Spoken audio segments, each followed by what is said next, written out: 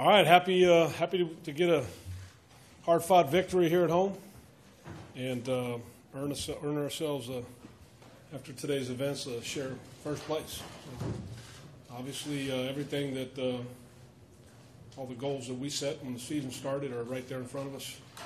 We'll continue to take them one at a time, but I'm very proud of our guys, continuing to stick together, continuing to work, and as a football team, we feel like we're improving as we get ready to go down the stretch here. So really happy to get, like I said, a hard-fought victory here at home. So, questions?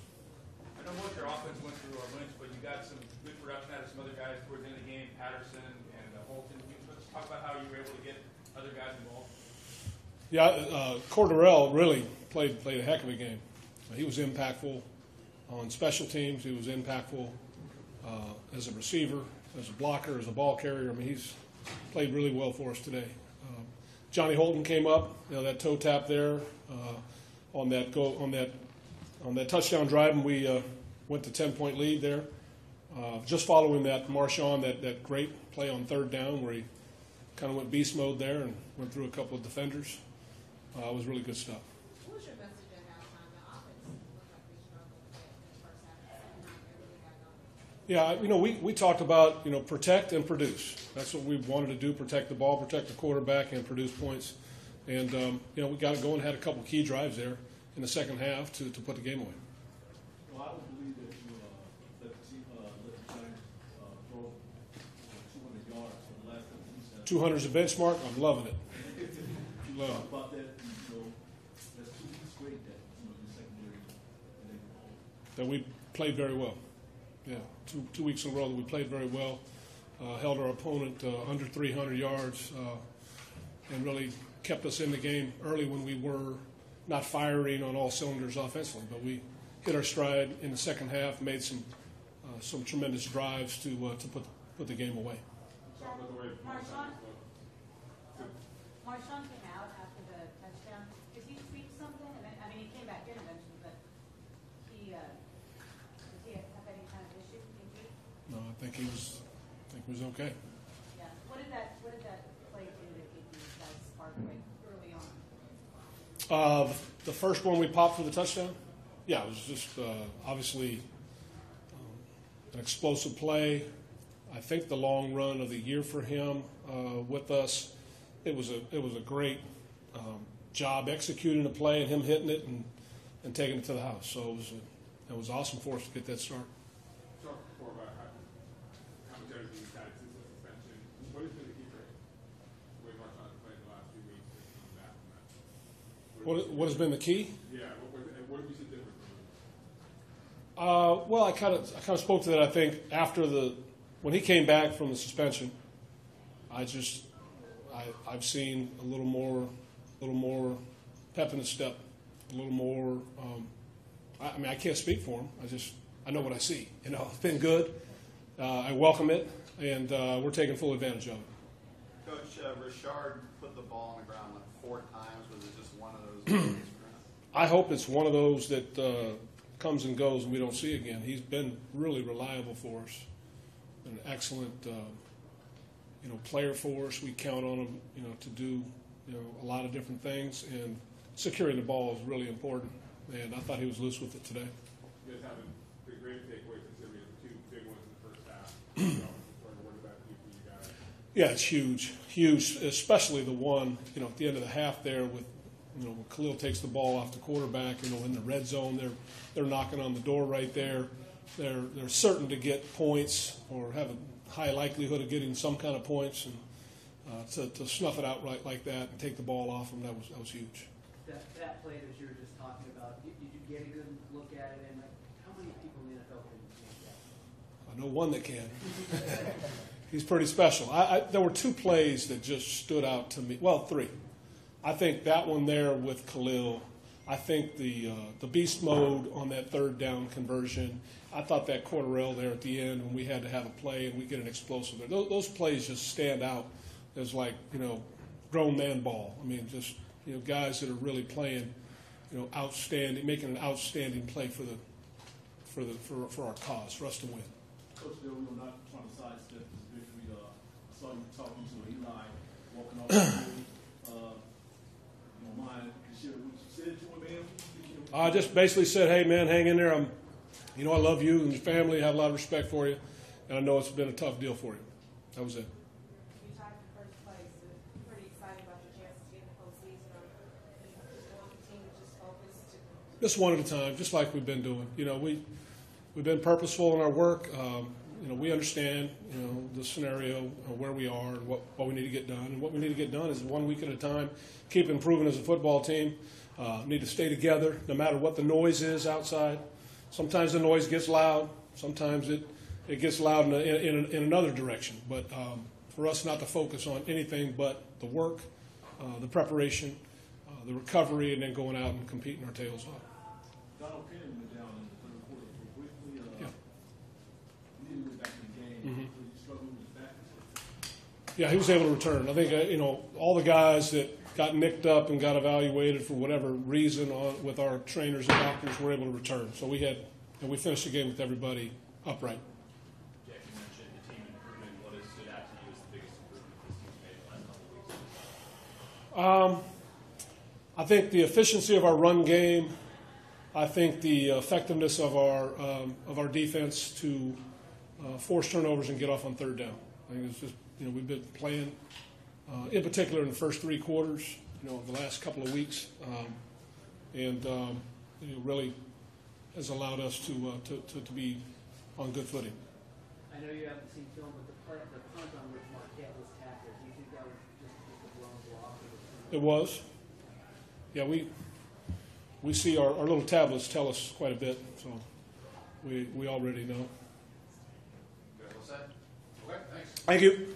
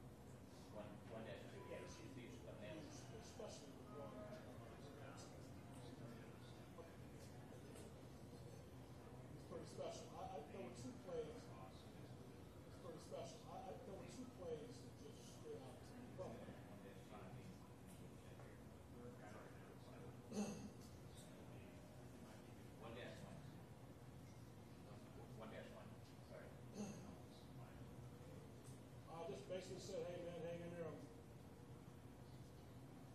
I just basically said, hey man, hang in there. I love you and your family. I have a lot of respect for you. I know. Yeah. Yeah. Just one at a time, just like we've been doing. You know. Okay, thanks. Just one at a time, just like we've been doing. You know, we've been purposeful in our work. We need to stay together, no matter what the noise is outside. Yeah. So who's on the return? I think that's all I got. I think the efficiency of our run game.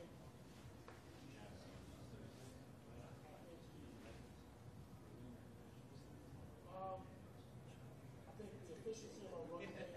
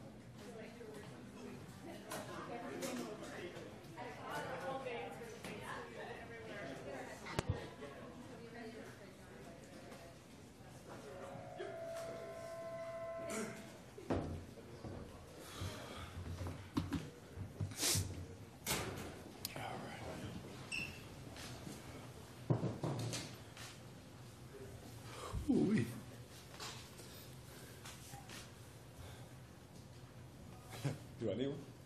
Yeah. No, you're good. Well, we're good. We're good, Billy. All right. We're ready. You guys struggled early on in the season, got it going in that fourth quarter. What was the difference in that first 3 quarters before you guys stepped it up? Yeah, you just got to, find a rhythm. We got a lot of guys playing some new spots and things like that. So for us, it was just find the rhythm. We stay the course, because we knew our plan was good. We knew that the guys knew what they were doing and things like that. And, we were just making sure that we stayed the course because we knew at some point it's gonna flip, But we had a good feel for what they were doing. Had a good plan coming in. Just want to make sure we were good on that. Derek, you guys all wore special shoes today for the various organizations. Can you talk about the type of shoes you wore today? Absolutely. So my cleats had Valley Children's Hospital's emblem on them. They also had my son Dallas's name on the toe, and then had what is the skyline of Fresno, California, on the inside part of my shoe. And it was really important for me to raise awareness for them because what my wife and I went through with our oldest son Dallas, him having 3 surgeries when he was first born. He had an intestinal malrotation, which means pretty much his intestines were tangled up, cutting off the blood supply to his body. And it was a blessing that my wife's water broke because they said if he wasn't born, like that, if he was born on time, 8 days later, he wouldn't have made it. So, to have a place, it's Fresno to me. Madera's right there. To be right there, 10 minutes from the house. That way I could still, go to work, watch football and go to school and those kind of things while, my son was, in the hospital. And then, on all my breaks, driving up there, I'll never forget holding back the tears when I would show up because I'd let him out in the car right up there. Because when a doctor tells you he might not make it, that's not very fun. So we thank God for that place, and we wanted to raise awareness for everyone that has to go through something because not everybody gets their child at the end. And I realize that. I realize how fortunate we are and how blessed we are. We were just, poor college students, just trying to make it, let alone go through that. So we understand the feelings that people have, what they have to go through. And that's something that I'll never forget. And, we just try and do everything we can for that hospital because it's really a special place. And when you talked about the skyline, what is that? Just downtown Fresno. Yeah, just downtown Fresno. Just to, that was the community of people that was praying for us, for our son. That was, and we had prayers coming from everywhere. But, we were in Fresno. I was going to college. I was just a college student. My wife and I, she never left that place. I had to beg her to go get some sleep. When he was about, on his way out, I said, now it's time for you to go get some sleep. He's okay. She never left. And she's the real hero. She sat there the whole time. I remember getting pulled off the practice field because they said, hey, they're rushing Dallas into surgery again and things like that. So I say all that to say, there's a lot more people than just me that go through worse things than that. And so if we can raise awareness for that hospital, create awareness, and help relieve some of the burdens for those families, then I'm all about it. How old is he now? He's 4, and he has no issues. He has a sweet scar on his stomach that he tells everybody is a shark bite, and that Daddy beat the shark up. So, Derek, from when you guys lost 4 in a row to you guys now going into Kansas City tied for first, how would you explain kind of the turnaround in the last couple of weeks? The NFL, crazy.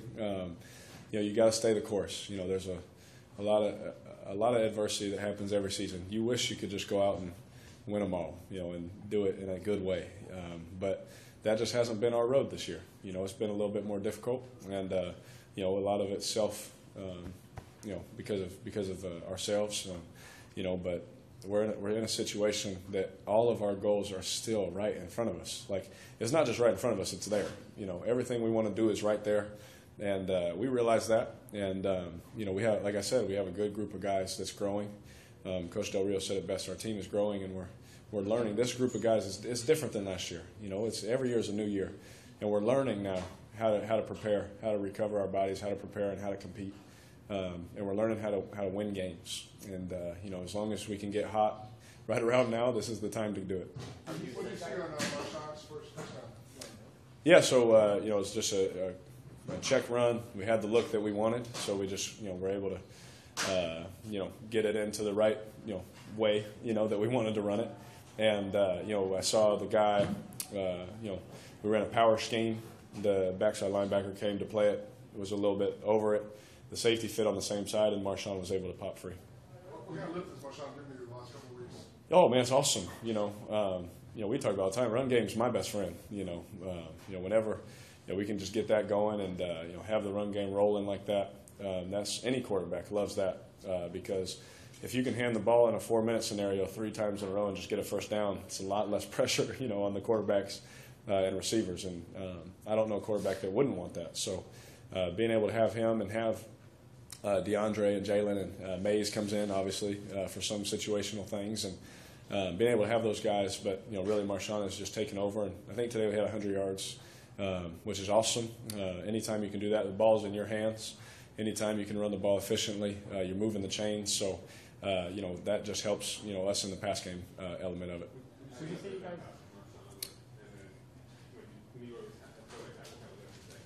When I checked it down to him? Yeah. So, I saw a certain coverage that they were playing, and I just tried to hold my eyes on my read, and I even, may have done something with Jared on that one just to try and see if it would work. And, they did a good job of passing off cover and whatever, but they left, whenever I could, see the coverage, I know where my guys are at, and I just kind of shortcut the read and just got it to him because I knew at least it'd be a one-on-one 2 yards from the first down. And, usually with Marshawn, that's a good thing. Him in space, one-on-one, he's usually going to make a good play. You had a couple throws that probably should have been picked off. But they weren't.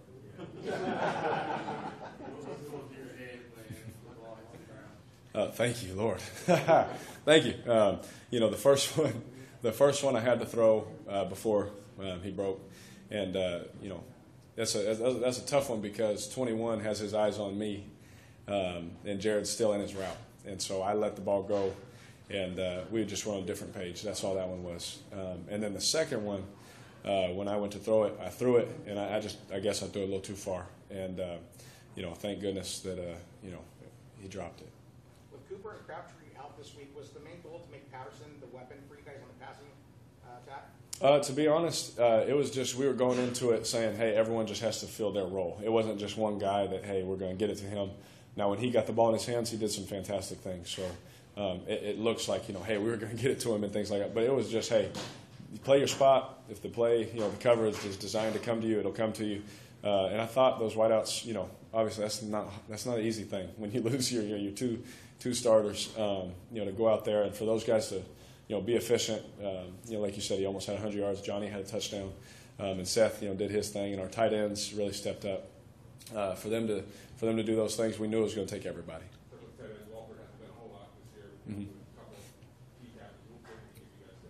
Yeah, whenever we can put both tight ends out there. Obviously we needed him. With our situation today, we needed him, and when the teams play certain coverages because certain people are on the field, usually the guy that's not out there the most is the one that's going to have the one-on-ones. And Clive did a great job. He's really done a great job ever since that Indianapolis game last year when I broke my ankle. I felt like that was with me and Clive, that was our best game where we were rolling our chemistry and things like that. And then adding Jared just added talent to the room. And so he hasn't had as many opportunities, but he knew, and I've seen it in practice. Whenever he did, he was going to be able to win the one-on-ones and make plays. And he was explosive for us. We got big play down the middle, a couple third downs were close, those kind of things. And if we can have all our guys step up like they did, it's going to be good for us. A couple more for Derek. After last year, everything seemed to work for you. Was it an adjustment, like to win ugly? It may not be your professional style, but yeah. Are you able to enjoy it as much? Or you still Oh yeah, I promise. Yes. Oh man, trust me. I don't care how we win. I just want to win. I've said that since my rookie year. When we were 0-10, I was begging for wins. We're sitting here and. Obviously, you want to go out and throw for 400 every game and win by 40, rush for 200 yards and all those things. But at the end of the day, this game is so hard. This game is not easy. And, it's funny to sit and think, where we were and where we're at now. We have good players and all those things, but you see just how hard it is to win these games. It takes pretty much almost NFL games take within one score, if not two. And so it's always going to be close. It's always going to come down to the wire. So anytime you can win, doesn't matter how you do it, you just want to win. Did you say anything to Johnny after the fumble to kind of get his morale back up before the touchdown? No, honestly, John. So you got to know people's personalities. Johnny's not a guy I need to go talk to. He's not a guy. He's going to be the same touchdown, fumble. He's going to be the same guy. He's not someone that I got to go to. As soon as we came back and got in the huddle, same look on his face. And I like to read people, see them and make sure they're good. And I looked at him, same look on his face, same intensity, ready to play. And so he's not a guy, and I didn't think he was. He's not a guy that, if something went bad, I need to go, hey man, you're all right. It's going to be okay, kind of a thing. He just, he's just a dog, man. He just wants to play football, good or bad. On that last big play, Patterson for the game. Is that a case where the call comes in, you get excited? That looks like a pretty good call there. Yeah, absolutely. There was something, an adjustment we made on the sideline based on how they were playing those kind of plays. And we were able to, Coach Down and I were able to talk through it, get with Coach Tice and Coach Moore on how we wanted to do it. And, it was actually drawn up on the sideline, because just we saw how they were doing it. And we all just communicated really well. We all saw something that we all liked it at the same time, so it was a good thing. So when the call came in that's what we were starting with, I was like, oh, yes, hopefully it scores. But, we got close. Thank you, guys. Thank you all.